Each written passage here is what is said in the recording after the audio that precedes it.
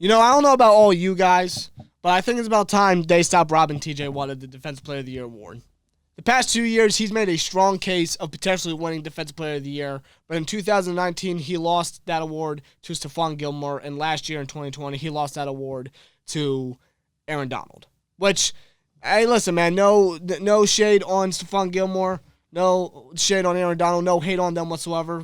Both guys are great at their respective positions. No, there's no shame in losing to either of those guys. They're great defensive players. They had great seasons those years. But T.J. Watt is a 2-timed uncrowned Defensive Player of the Year. He should have won it the last 2 years. Not going to reflect on it too much because, you can't really change it. But he is a 2-time uncrowned Defensive Player of the Year in our opinion. But now this year, after the season that he's had, after the history that he has made, not only in Steelers history but NFL history, you got to give him the award this year. There's no denying it.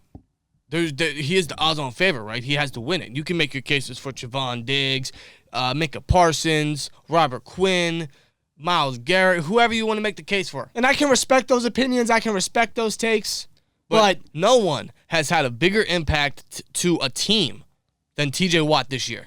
When T.J. Watt plays more than, I think they said 60% of snaps, the Steelers are 9-2 when he plays.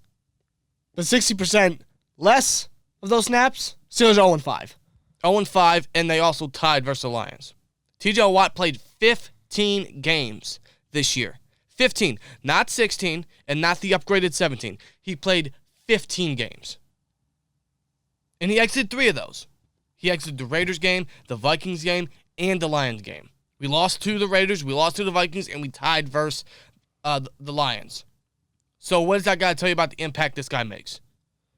I'll put it on the screen of his impact when he's active. I'll even put, of course, his stats. His stats are mind-blowing. Absolutely mind-blowing, dude. T.J. Watt is an absolute, in my honest opinion, he's a generational type of player. This guy, we are watching a legend in the making, if he's not one already, which you might as well put him as a legend because this dude's in his 5th year in putting up the stats and the playmaking ability this guy does. I don't understand it. This guy is not from this earth. And year by year, he gets better. Like, if you look at his sacks, his stats, his year-to-year stats, they increase. And I don't know how that's possible. How does this guy keep getting better? In 15 games this year, he tied the NFL record for most sacks in an NFL season with 22.5, which honestly he should have broken it. He was robbed twice out of the Ravens game.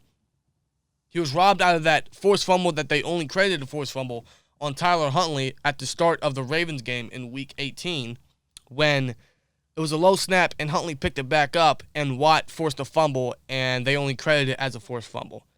In my opinion, that was a sack. That was a sack. He was in the pocket. He picked it up. He was going to continue to play. Yeah, he never gave up on the play, and Watt just made an incredible play there. That's a sack. I think that he got robbed of that, but also in that same game, close to the end of the first half when the Ravens were in the red zone, Hayward and Watt were credited for half a sack on Huntley. But that play was taken away due to a Hayward penalty, which he was robbed of a sack and a half on that.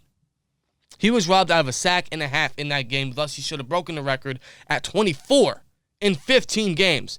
But thus he does tie it. He did tie it 22 and a half in 15 games. In one less game than Michael Strahan, he led the NFL in sacks by 4 sacks in one less game.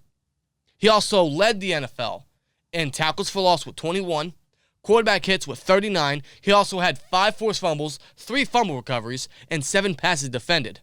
This guy is an edge rusher, an outside linebacker. This guy is insane.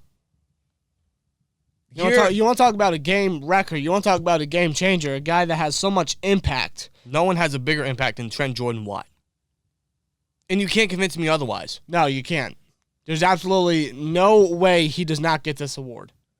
He has to win it this year. The 3rd year has got to be the charm. 3rd time's the charm, right? It's got to be. You remember when Aaron Donald won it last year and then T.J. Watt put on Twitter the Michael Jordan meme, and I took that personally. Holy shit, did he? Oh, my God. He turned up the Jets this year. Let's not forget, the guy didn't do full training camp reps. He sat out for some of them because of contract negotiations with the Steelers. And they managed to get the deal done just before the season, which made him the highest paid defensive player of the year today and he has a season like this. In which, at this point, he's probably underpaid. And I'm being dead serious. Did we pay him enough? I don't think we did. And this is also a guy that lost Bud Dupree on the other side and still had the best season of his career. He gets better year after year. His stats prove that. He's in his 5th year in the NFL, and he already made history. He's top 3 in Steelers sacks. Already in his 5th year. And our history at linebacker, at edge rusher, is so deep. It's insane. Yeah, we could be here all day talking about the history of Steelers linebackers. And this dude might actually break Harrison's record. He already broke Harrison's single-season sack record. He might break James Harrison's record for most sacks by a Steelers pass rusher. He might break it by next season. Oh, he's definitely going to break it by next season. He'll probably break it in 3 games. And this dude, again, played only 15 games and exited 3 of those 15 games. Absolutely insane. I'm speechless. I'm speechless at what this guy can do. We are watching a legend in the making if he has not won already. In a season for the Steelers in which they were very mediocre, they barely made the playoffs, we can look back at this season and just look at how T.J. Watt made history. Not just Steelers history, but NFL history. And he will continue to make history down the road. He has already been robbed 2 straight years. You cannot make it 3. That would be an absolute crime. If he does not win it this year, I have no doubt in my mind he is never going to win it. And I don't know how that's even possible. It's about time you give T.J. Watt what is rightfully his, and that is the Defensive Player of the Year award. It is time to give him his dues. Give him the award. It's time. You have to. There's no other person you give it to this year. Seeing what this guy has done, the impact he's made on our team, it is a unanimous decision. It has to be. It has to be. You have to stop robbing TJ. You need to give him his dues this time around. 3rd time's a charm, right? It better be. He deserves it. Trent Jordan Watt is your Defensive Player of the Year. He better be. He needs to be. He deserves it. And he's underpaid. I understand, this guy's just mind-blowing. He's mind-blowing. He's not from this earth. He's not from this planet. He's an alien. He's got to be from Mars or something. I don't know what the Watt parents feed their children, but by God, thank God we have one. I don't know what they feed them Wisconsin boys, but keep feeding them because, you know what, if we're going to get more seasons like this from Trent Jordan Watt, well, we are in for NFL Steelers history, but NFL history, to be real with you. If not already. And I'm not trying to overhype TJ, but this dude is a freak. He really is. That's our thoughts and opinions on TJ Watt this season and the fact that he should win Defensive Player of the Year. Let us know your guys' thoughts and opinions down in the comments below.